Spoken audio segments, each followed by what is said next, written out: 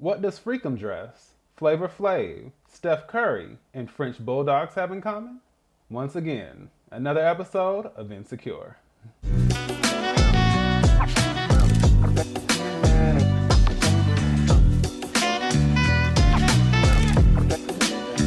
Hey everyone, this is D, Movieman, fellow cinephile, popcorn addict, and emerging film critic, coming to you with reliable recaps, reviews, and reactions.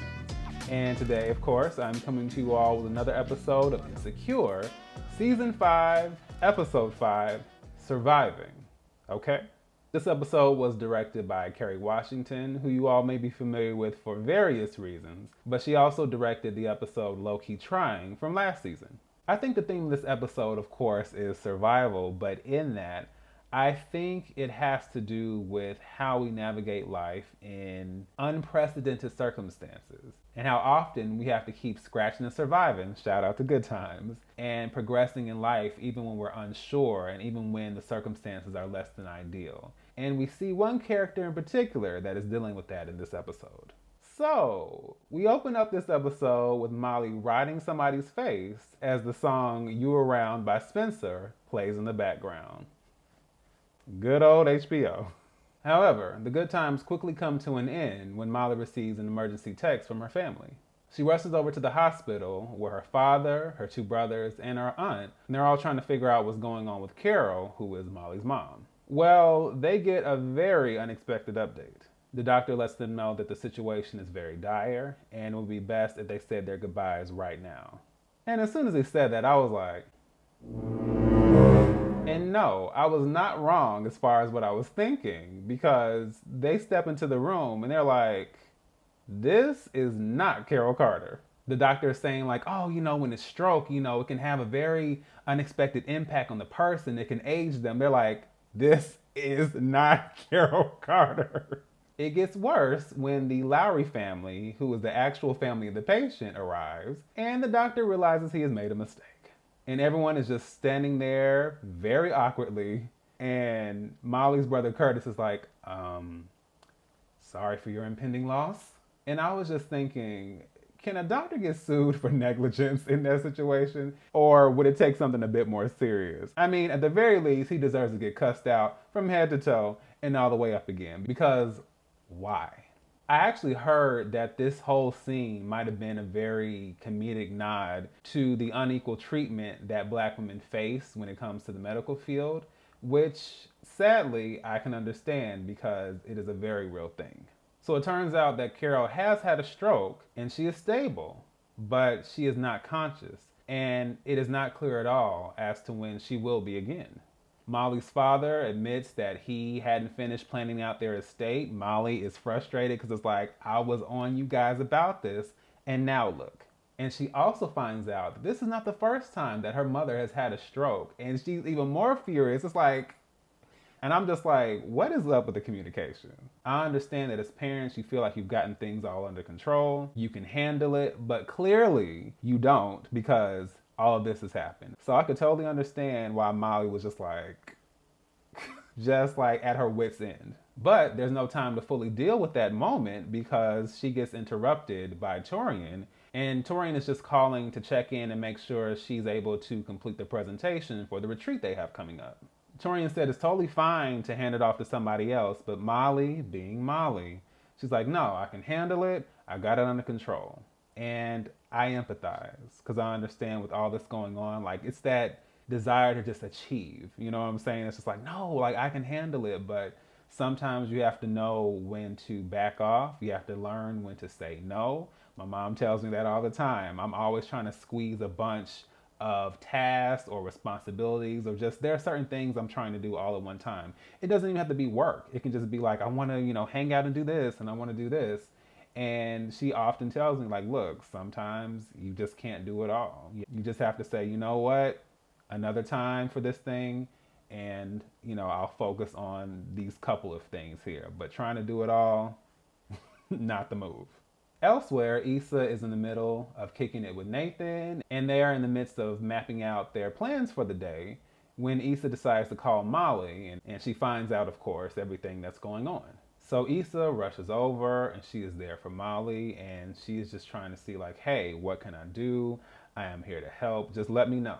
And noticing the Freakum dress that Molly still has on, Issa's thinking, hey, how about I go home and grab you a change of clothes? And she takes it a step further. So Molly won't be stuck still wearing that dress. She decides to do Molly a solid and switch outfits with her. And we also find out that both those outfits, they've recently done the do-in. And I was like... Okay, I think I speak for everyone when I say, ew. I'm just gonna leave that one alone. And just generally speaking, it is so nice and it feels good to see Issa and Molly back on track. Unfortunately, we didn't get to see the entire progression of them being back in sync, but just the fact that Issa's there and Molly is appreciative and just like everything is just like coming together as far as their friendship, I was so happy because last season, last season was too much, it was too stressful, and so now to see them back in that space of just support and love and just, I don't know, being there as far as a friendship and just the overall positivity and the rapport between them, totally here for it. So Issa, of course, rolls out of the hospital wearing Molly's Freakum dress, and one of the patients outside sees her and she's like, wow, you look like a model. Issa's like, oh, thanks. And the nurse lets her know, oh, sorry, she's just high. Issa's like, yeah. As always, Issa cannot catch a break. So Nathan stops by to pick Issa up. He takes over to Molly's. She picks out a really nice outfit out of Molly's closet, which ironically is one that we've seen on the show previously. After she does that, Nathan notices that Flavor Flav, which is Molly's French bulldog, you know, he probably needs to be taken for a walk. He doesn't have any water or food. So it's like, okay, well, let's go ahead and take care of him, walk him real quick, and then we got to keep him moving. I will never forget watching that first season and realizing that Molly's French bulldog was named Flavor Flav. I was hollering. It is still the funniest thing ever. Issa's mom FaceTimes her while she's out walking with Nathan and Flavor Flav. And of course, Issa's mom is being super nosy. She wants to know who Issa is walking with. And so Issa turns the phone and she's like, oh, hey, you know, Steph Curry with it. I said, not Steph Curry. That took me out because I was just like, but basically, Nathan introduces himself as Issa's boyfriend to Issa's mom. And, you know, Issa's mom was like, okay, you know, she's impressed. And even Issa's kind of like, oh, you know, he just kind of took that and ran with it. So it looks like they're on pretty good footing. But of course, the good times can't last for too long because Flavor Flav ends up slipping out of his leash and he has run away. As Issa and Nathan are searching the streets for Flavor Flav, Nathan tells Issa about a story where he lost his dog when he was young and what that experience was like with his dad and, you know, just giving her a little insight as to his experiences as a child. The search ends up being fruitless, and thankfully that's because Flavor Flav just ends up running up to both of them on his own. Issa is beyond relieved, especially because now she doesn't have to tell Molly, on top of what's going on with her mother, that she's lost her dog. She also lets Nathan know that she is so appreciative of his help and that she couldn't have gotten through today without him. And the fact that he's so patient with her is one of the reasons that she loves him. Uh-oh. She kind of looks and she's like, you know, but he just kind of smiles and kisses her. Now, he doesn't say it back, which may not bode well for the two of them. But for now, all is well. Back at the hospital, Molly learns from the doctor that Carol has taken on a lot of damage and she may potentially be paralyzed as a result. Molly, of course, is devastated, but she decides to step up, let everyone know, and she also is prepared to just take on whatever responsibility she can so that her mother can be taken care of. Issa makes it back to the hospital, and Molly thanks her for her help with Flavor Flav, thankfully not knowing what really happened. And overall, she's so appreciative for Issa and how she has just been there for her throughout this entire day. But still, the circumstances are what they are, and Molly is very fearful and very worried about what could happen with her mother because her mother is her everything, and just her family in general is her everything. And so to lose them, that's one of her biggest fears. And Issa is just there for her, and she reassures her that everything will work out and everything will happen the way it's supposed to. And as Molly sits and embraces her mother, Issa decides to head out to go get coffee.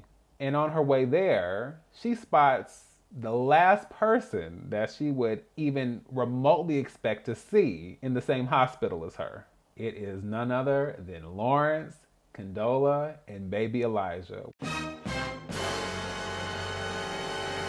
And when I tell you I like legit jumped when I realized it was them, I was like, oh no, oh no, no, no, no, no. And you know, Issa is there, and of course she doesn't know the situation. She doesn't know what's going on. But from her optics, it looks like the three of them are in this very happy, healthy, supportive family unit. And as I expected, Lawrence sees her and she has to awkwardly nod and walk through the hallway past him. And I was just like, oh no. And we know this basically means that Lawrence has moved back to Los Angeles. He has decided to do what is best for his son. But, now Issa and Lawrence are in close proximity. And considering that that door is not 100% closed, we can only begin to imagine how things are going to close out with the two of them. And that closes out episode 5, Surviving. Okay? So yeah, this episode to me was a bit more in depth than the last one. It didn't feel as fillerish to me. And just kind of seeing, Issa and Molly and them navigating, their friendship in these very uncertain places in their lives, I thought that was interesting. We still didn't cover a whole lot of ground. And like I said, this is the last season. So at the end of some of these episodes, I'm still wondering what we're going to do with the rest of these episodes. But in the meantime, I'm still very invested, and I'm really interested in seeing how everything is going to play out. So, once again, this is D, Movieman, signing off, and I'll see you at the movies.